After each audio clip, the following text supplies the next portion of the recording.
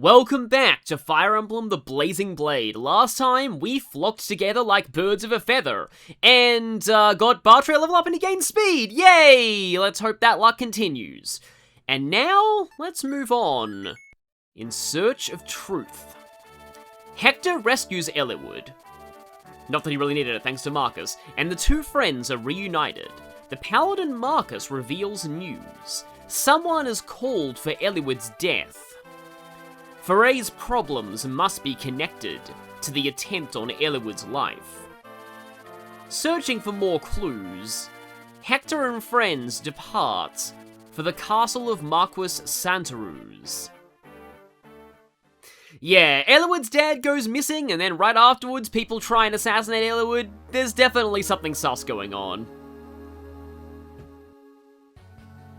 And especially since this is like the music of sus. And speaking of sus, we have Sussy Barker himself, Etherdel. This guy. Yeah, this guy. I'm not really sure how this guy would sound. I kind of picture him sounding very like, almost snake-like in a sense.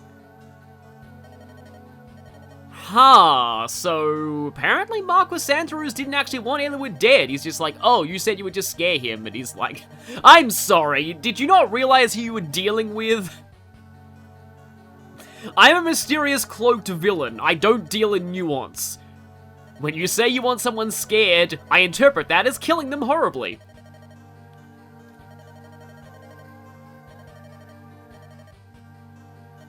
Uh-oh. Yep, the moment that he said that, yep, that wasn't gonna end well. Actually, that guy Etherdel reminds me quite a lot of Sandima from Fire Emblem 4. In fact, the relationship that he has with Marcus Santaruz is quite similar to Sandima and the King of Verdun. Fire Emblem does draw from, you know, earlier games a lot, but also, I like this background too. It's a little pixelated, but it's cool. This guy, I don't know. I don't know why this guy kind of stands out to me. I think it's partly because a few of his lines of dialogue, and I don't know if I just interpret it this way, sound like this guy is intended to have a Scottish accent. Might just be because he says laddie at one point, so I don't know, that's probably just stereotyping. Also, that's an amazing line. Why should I care what a corpse is called? There was apparently an old Let's Play a while ago that actually gave Hector a Scottish accent. Apparently, it's gone now, though, that Let's Play, which is kind of a shame. Oh. Not really going to give me much context on who he is, beyond the fact that he wants to kill us. Speaking of people who want to kill us, it's Ratman! And this guy. Blue Headband Man. You know, it's funny, I called him this guy, but actually that's not how his name is pronounced, which I've only learned recently.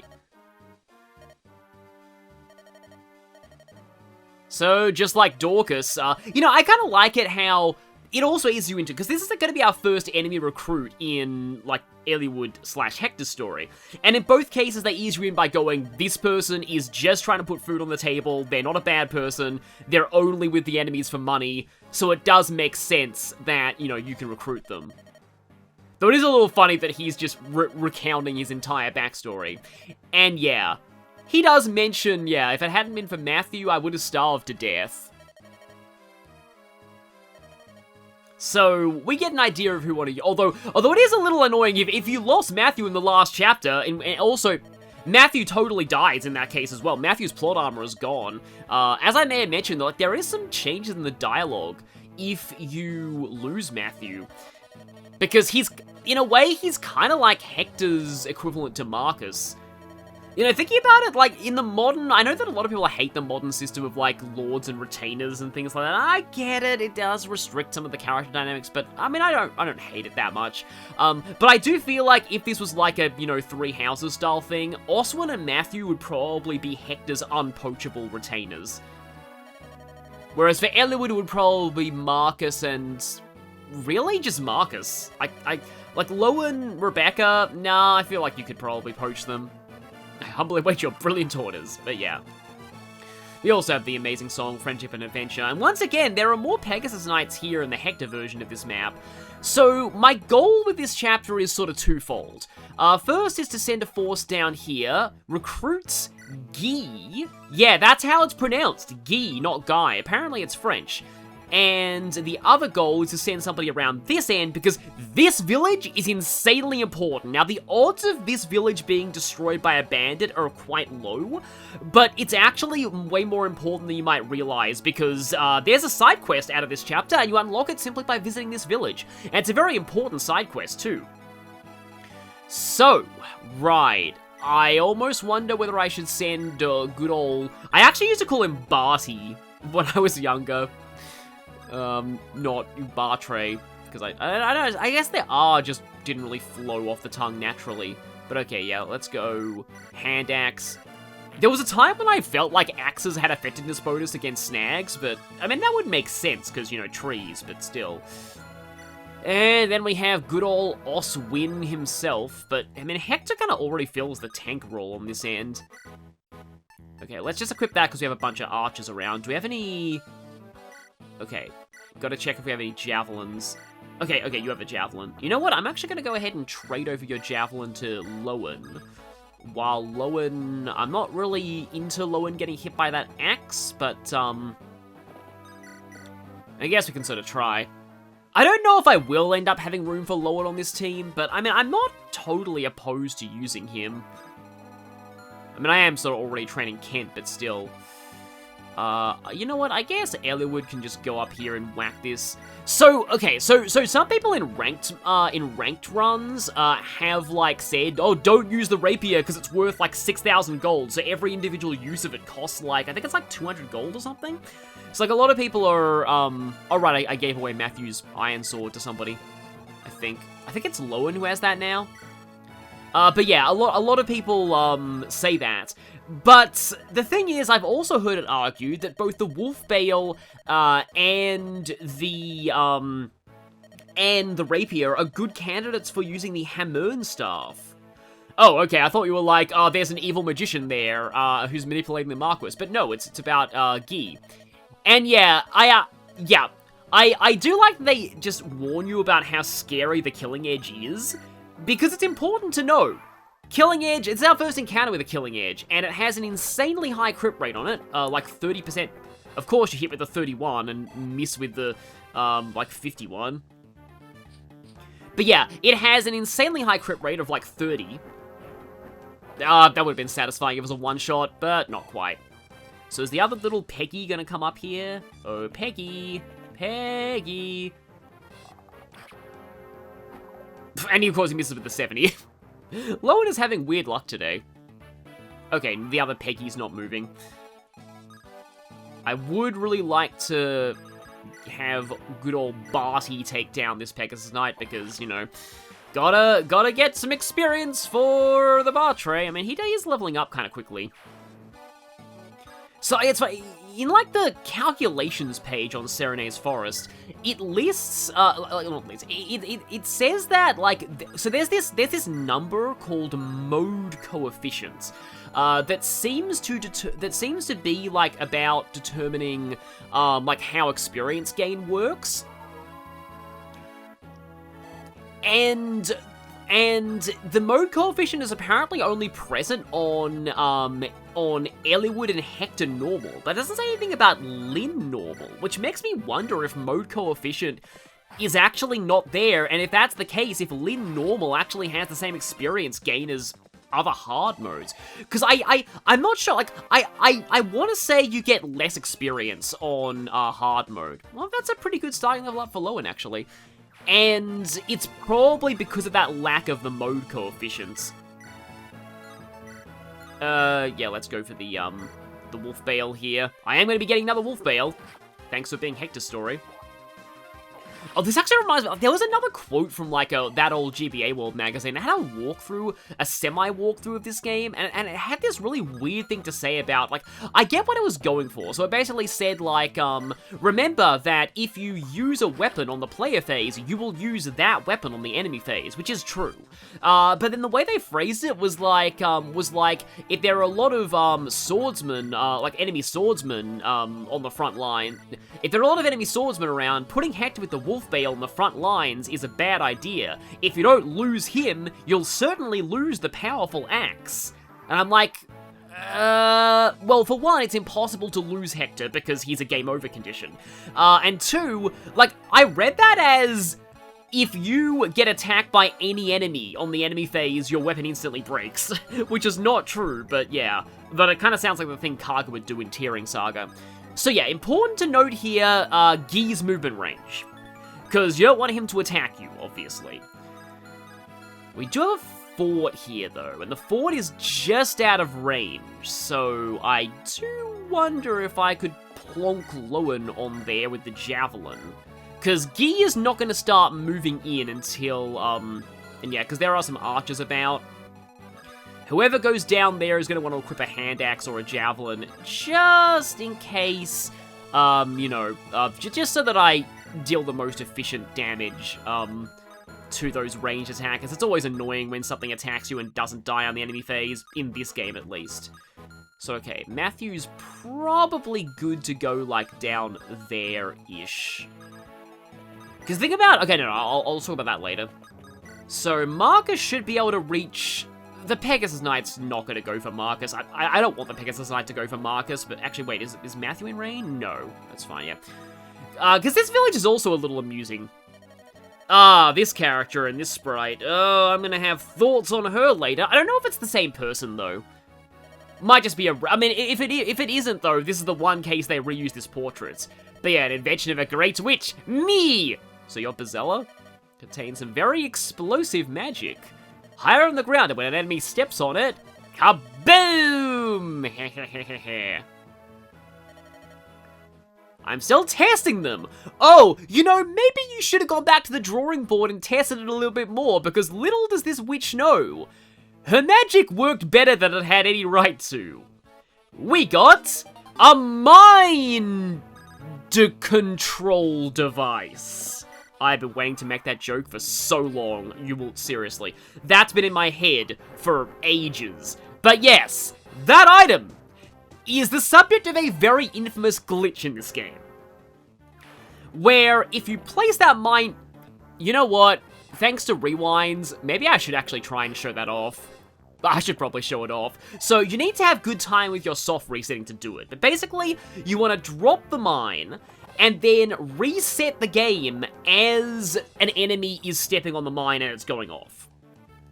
But, for those who don't know how this glitch works, I'm not going to spoil exactly what it does, but you know what? We just got introduced to the mine. The mine's a weird item because it was introduced in this game. I don't think it's appeared in any other Fire Emblem game, because they kind of dropped the concept of, like, droppable, like, you know, traps, because in a lot of cases, it's kind of a better use of your turn to just attack or, like, rescue or do something else than it is to, like, you know, waste your turn putting down an object that the enemy may or may not step on that's going to do less damage than, you know, Marcus attacking somebody. It's a cool idea in theory, but in practice, it's a little So, here's how the mine works. Right, so Guy is there. He can go all the way up to there, so I'm going to go ahead and use the mine and put it here. So, presumably, this Guy is going to move in and try and attack Marcus, or somebody's going to attack from that tile, so let me just skip straight to the enemy phase. Here you go. I reset on the activation of the mine, so when I go resume chapter and load my suspend, Guy gets damaged by the mine. But I have control now. What does that mean? I can control the enemies. So, for example, I can have this guy attack Hector, and yet his portrait is all messed up. Ch-12, birds of a feather. Having enemies attack, like, via your own mind control is pretty much the same as just, you know... You see, your own units still get the experience, so, like, the enemies will get experience. But you can make enemies do silly things. Like, for example... Hello there, I'm gonna throw away my axe. Hi, I'm the boss. I'm gonna walk off the seize point and throw away my weapon. I'm gonna rescue my compatriot. Doing this is the only way you can actually see the red rescue icon, too. I'm gonna also rescue my Nope, I don't have enough con for that. But I do. I'm gonna go ahead and rescue you.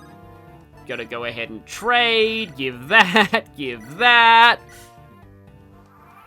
And yeah, you go back to the player phase as if nothing happened afterwards. Now, the main application of this glitch is that if you were to, say, have a convoy unit on the map, the convoy doesn't discriminate between friend and foe, so enemies moving adjacent to the convoy can deposit their items into the convoy. And by doing this, you can obtain some weapons that are otherwise exclusive to enemies. But we're just gonna rewind and pretend that never happened. Okay, so back to the real universe, where, things didn't go completely and utterly bonkers. Gotta be careful not to lure in Guy too much, because, the thing about Guy is that he has 5 movement, but Thieves has 6 movement. So Matthew can actually recruit him from outside of his movement range. So if you position Matthew correctly, you don't actually need to worry about Guy, either taking himself out or taking out one of your own units, which is cool. But yeah, I don't want to... sometimes I also like to lure him in with an unarmed Marcus, because I'm pretty sure that regular Marcus will... Actually, no, Marcus doesn't double him, but, you know, might waste use of the killing edge that way. Just kind of want this bandit to go down, but I also don't want to get wrecked. Yeah, probably best that I just stay here. As we found out by that little jaunt into mind control, that's a weird sentence, there are going to be reinforcements next turn. So yeah, like normally Matthew could go there, and I actually need Matthew to take his iron sword back, or at least, you know, Marcus could give him the iron sword. And yeah, so there are actually some amusing quirks with the mine item.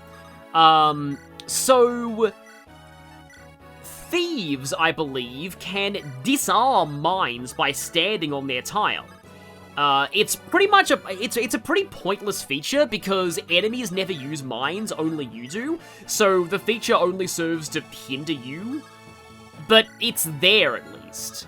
Meanwhile, the promoted form of Thieves, which I won't actually say what it is because it's kind of a spoiler, can pick up dropped mines and put them in their inventory. Nothing in the game ever tells you that this is a thing, and it probably shouldn't because it's a feature that you'll never need to use. But it's there at least if you want to know that it's there.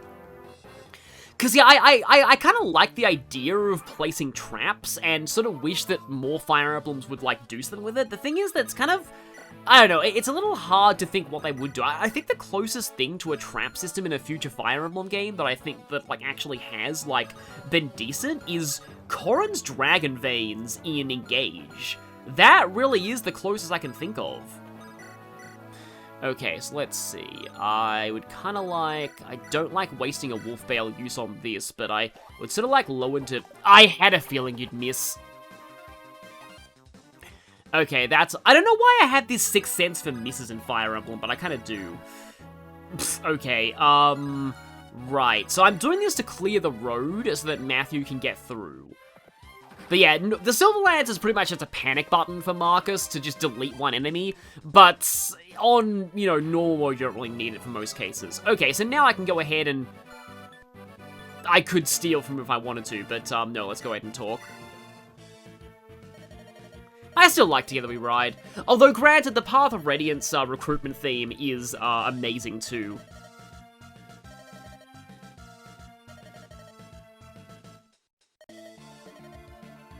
Oh, right, whoops, I didn't realize that one of us was blue and the other was red, and it's actually the opposite colors to what we're wearing. True, Matthew would not be able to beat him, but I feel like Matthew's one of the few people who actually would lose.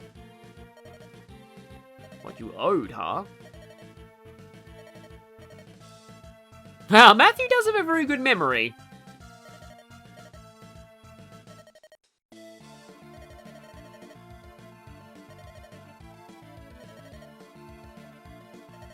I finally find work with people trying to murder local lords. But yeah, here's Guy. Ah! Don't scare me like that! It's dangerous to sneak up on a skilled swordsman, you know? Guy is our first character to get Hector Hard mode bonuses. Remember, these are only for Hector Hard, not Eliwood Hard. But there, he gets 5 additional level ups using his growth rates on top of his default base stats. I haven't listed his averages here as they'll vary from playthrough to playthrough, but he will be a little bit stronger. Unfortunately, this and fire affinity, I guess, are the main things Guy has going for him. Remember all the problems I listed with Lyn back when I covered her? Guy is essentially the exact same. He just joins later. Blazing Blade is not a great game for Swordmasters, which is a shame because they do get a critical bonus on promotion. And to be perfectly fair to him, there are some enemies later in Hector Hard mode that are very difficult to double, so if trained he can fill the niche role of taking out them. 30% strength growth is even lower than Lyn or Florina's though, and they aren't exactly considered paragons of strength. He does have one fairly decent support partner and comes with a killing edge, but other than that, Guy is another case of good idea, wrong game. And okay, so we've got a little bit of a mess going on here, and I don't exactly want that soldier to be there. I guess Lewin could, like, fight it. Sometimes it looks like these guys have, like, garbage can leads for shields, but which, you know, would make sense given how terrible they are. Oh, 2 level ups to Lowen in this chapter alone. Yeah, that's the thing with Lowen, that, like, if you didn't play Lyn mode, Lowen can quite easily outstrip Kent Insane and make a good case for the first Night Crest that you get, although Oswin makes a semi-decent case for that too. Okay, so now it's Guy, or Guy time, which sounds a little awkward to say. Do kind of wish that I had Oswin's Oswin's original javelin. I guess, yeah, I think I'll just go over there, because, like, there's no real threat to that village anymore. And, like, to be honest, I don't really want to have Guy fight anything right now. Like, if he just stands where he is, that nothing can, like, hit him. Do you have swords, or, okay, good, they both have iron lances, so, good old Barty can come down here and hopefully get some experience. Speaking of good old, okay, firstly, let's just do the rest of my movement down on the lower front, just, so that I don't lose track of things. And now, it's a guy with a very semi-impressive moustache, and his own theme music, so he's definitely going to be important. And he's heading to Kalen. Okay.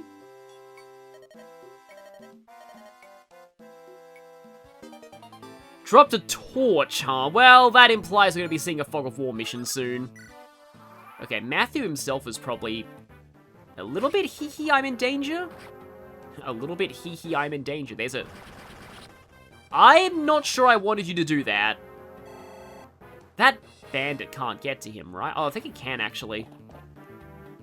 But first, it is time for Bartray Land. That's probably, like, his kind of... If Bartray had, like, a... I was gonna say if Bartray had, like, a blog, it'd be one of those, like, fitness, you know, muscle-building blogs or, like, TikTok channels or something. But Bartray's probably too dumb to actually, you know, use technology. Yeah, I had a feeling. Okay, that's good. The archer's probably not going to kill Matthew now. Just wanted other people to get experience down here, because I'm not going to be using Guy.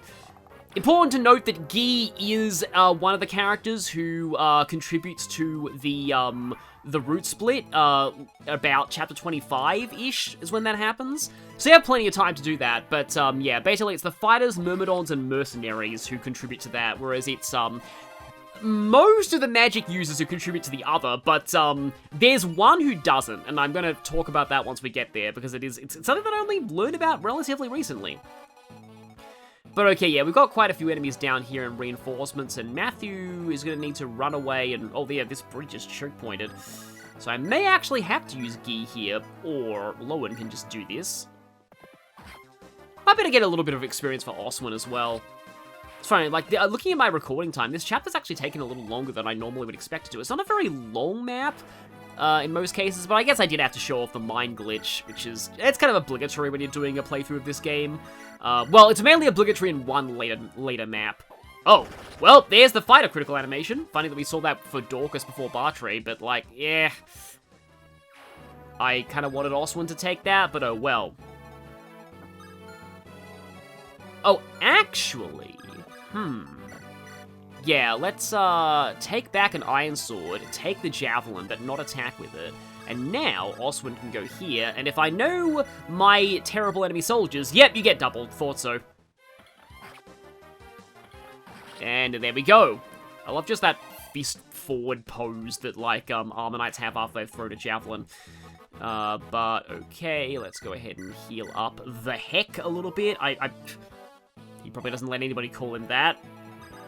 I was watching it was a Taika Waititi film called, Hunt for the Wilder People that has a character named Hector who's, called Heck for short, and, made me think of Hector in this game. I don't think anybody ever calls him Heck, though. I don't think anybody would. And his accuracy has not been doing that well. Like what the heck, I guess you could say. That's really bad, but, I'm wondering whether or not oh, you have no hit chance. Okay, yeah, I think it's actually better if Guy kills the archer then. Oh, yeah, okay, you know what? Now that Nils isn't here, I might as well just set that to 2 by default and just, you know, watch Sarah's battle animations when they happen. Yeah, I mostly had the battle animations set to that just because of, you know, Nils. Okay, you're not a threat to anybody. I don't think you're a threat to anybody. And I'm gonna have to leave Eliwood up here. It's Hector who seizes in Hector mode, by the way, not Eliwood. That's probably obvious, but on Eliwood mode, it's Eliwood who seizes, so yeah, it's like the differences in these modes are pretty subtle. It's mostly just like enemy layouts and, I had a feeling you go for Matthew, even though I think it's like the enemy just sees a kill, but they don't actually see their hit rate. But yeah. Oh, we got Pegasus reinforcements. I mean, that's kind of tempting.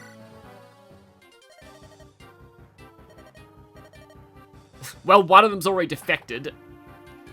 That's a very nice, like, you know, Lego Batman style armor. Really, really dark gray. So there's actually something involving armories and vendors that I kind of want to talk about, but I can't mention it now because we don't have the battle preparations yet. Also, this boss has special dialogue with, I believe, both Eliwood and Hector just completely destroys him. You're probably meant to fight him with Hector. But yeah, we have Oswin over here, we have Lowen, and you know what? Let's actually have Oswin take this guy. Or maybe not, because, yeah, I had a feeling. But taking no damage even with Weapon Triangle disadvantages is pretty nice. I guess I'm gonna have to use Lowen, even though I get the feeling Lowen's... Oh no, Lowen's doing decently well, because Iron Swords. Yeah, in Binding Blade, Iron Swords are just insanely good, because you just need accuracy in that game. But okay, yeah, now I heal Matthew, obviously. I guess we have to hear this song again. Funnily enough, there are 2 songs associated with staff in this game, Healing and Curing. Weirdly, the Healing song is for status staves, not healing staves. Curing is for healing staves. Again, it's weird. Okay, good. Rebecca's out of range. Marcus can maybe head up here. Yeah, Eliwood is slowly encroaching upon that. Because there is actually a reason why I want Eliwood and Hector to get a little further into the map, and that's because of something that I was kind of alluding to last time, but, you know, I'm starting to think maybe I should actually talk about that in chapter 14. I think I will do that, because I've already talked about the mind glitch in this one. Okay, goodbye, Peggy. And now we have another likely no speed level up for Bartray. At least he got strength, though. So yeah, weirdly, I probably want to have Bartray get the boss kill, even though Hector, I should you know what? Why haven't I done this yet? Dorcas's Iron Axe.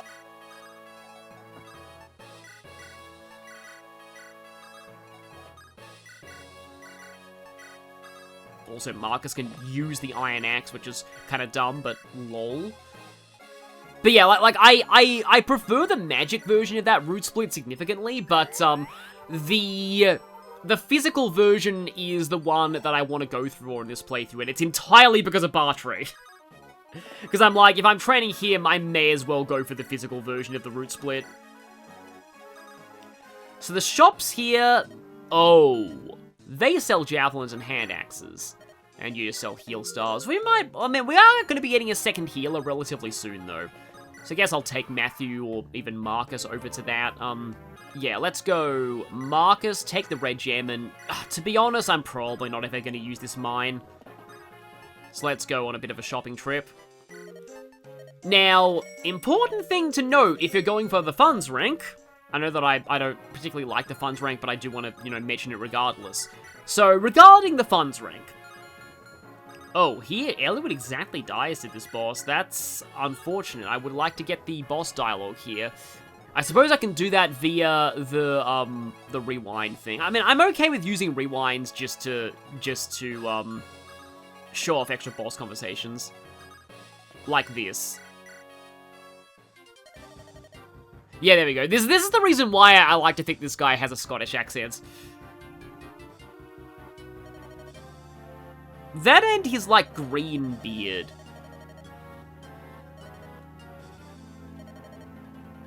Oh yeah, by the way, get used to Eliwood calling people curs. It's kind of like a semi-catchphrase for him. But yeah, with the Wolf Veil, Hector completely demolishes this boss, but I want to use the regular Iron Axe just to, you know, just show off the conversation.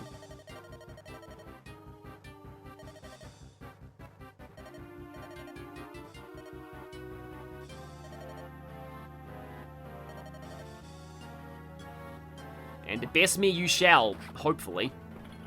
I mean, he has to do quite a lot of damage to Hector. This guy being an Armor Knight boss does remind me, though, because I as of recording this, I just uploaded the Lundergunden part of Lynn's story, and I didn't actually realize that it's one rare case where the localization removing the... Oh yeah, no, Dora, we'll talk about that funds rank thing eventually, but yeah. Just got on another subject at the moment. So, like, Lundgren is a general, and on a gate with a lot of defense. He, like, is actually a lot easier to deal with triple effectiveness than with double effectiveness. It's a rare case where the localization changing that actually made the game harder, because, I'm pretty sure that he is very intentionally designed around you having triple effectiveness and not double effectiveness. Because, like, really, like, it's like practically Wallace is, like, the only person who does well against him in the English version. Even the mages don't do very well. Yeah, and this is the problem with Bartray. Hector's kind of just an objectively better version of him. Just, like, look at this. I mean, Bartray is going to have more strength than HP, but still. But I'm going to need to yeet Hector out of the way now. So, yeah. Selling items, like buying items because you buy them for their full price doesn't really impact your funds ranking, but selling items really does. I probably need hand axes more than I have javelins because Hector. Yeah. Too bad you don't have a merchant to send it to. It's not like we'll be getting a merchant like that very, very soon or anything. So Javelin, I think Lowen should keep that extra Javelin. I guess I'll have Guy take that for the moment. And yeah, Marcus does really like having hand axes. That is definitely something that if you're playing this game efficiently, you will want to do. Buy lots and lots of hand axes for Marcus. Okay. No, actually, Bartray does relatively well. So I had 2 extra hand axes. I'm going to buy 1 more hand axe, and I think I'll take another javelin, and I'll take another hand axe. Hector will get this extra hand axe. Yeah, filling up Hector's inventory with hand axes is probably a decent idea. I probably am good at weapons at this point, honestly. And this boss having no range attack means you can just park a healer behind whoever's attacking him. So right, that tangent that I was talking about regarding like selling things. So, and this isn't a thing that I really hate about the funds rank. So, you know how those gems literally only exist to sell, and like the red gem is just like 2,500 gold? Well, the way that selling works is you sell items for half their value. This means that the gems are all set as having a value of double their sell price. So the white gem, which sells for 10,000, is actually worth 20,000 gold. You see what the problem is for the funds rank? This means that for bizarre and nonsensical reasons, not selling gems is encouraged if you're going for the funds rank. Which is really dumb, but yes, they are worth more unsold and sitting in inventory, even though literally their only purpose is to be sold. It is insanely dumb. However, many ranked players agree that selling the Hector Mode red gem is definitely worth the hit to your funds rank, because you will need to buy weapons at this point. In particular, getting a whole bunch of hand axes for Marcus will save you a lot of time for the tactics rank. So I would very much recommend selling that, even if you're doing a ranked run. Yeah, that's not great, but, you know, it's just how it goes. I am using Bartray. It pains me that I had Hector just one space out of seizing, so I'm going to have to take an extra turn in this map. At least it means Sarah will level up, though. Now, I should mention, oh, they actually can't yet. Okay. Maybe one more turn and they'll be able to do it. But Hector and Ellie would unlock their C support very quickly, but, I think I will wait until Chapter 14 to talk about how support conversations work in this game. And supports in general. Yes, thank you for more magic on Sarah. Yeah, yeah, I think we've got everything we need to. Let's go ahead and, seize and end this.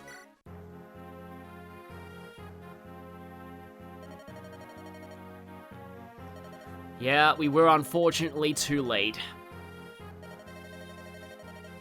I mean, we barely knew this guy, but it still sucks what happened to him.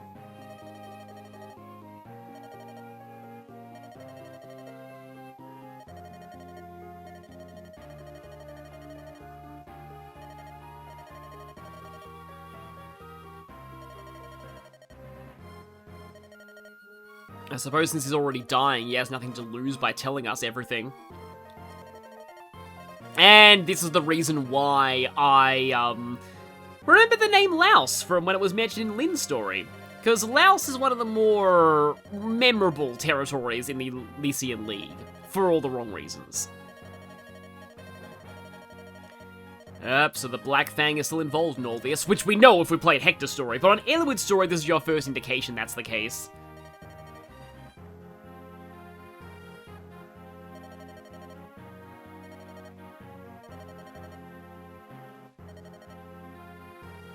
This also means that the Santaroos territory is kind of screwed at this point. Like, it has no leader, and you don't really hear much from it for, like, the rest of this game. I don't even know what happens to this place, canonically.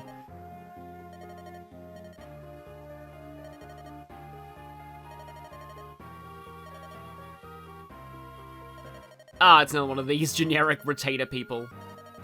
The steward of Santaroos. Oh, right, they actually do acknowledge this.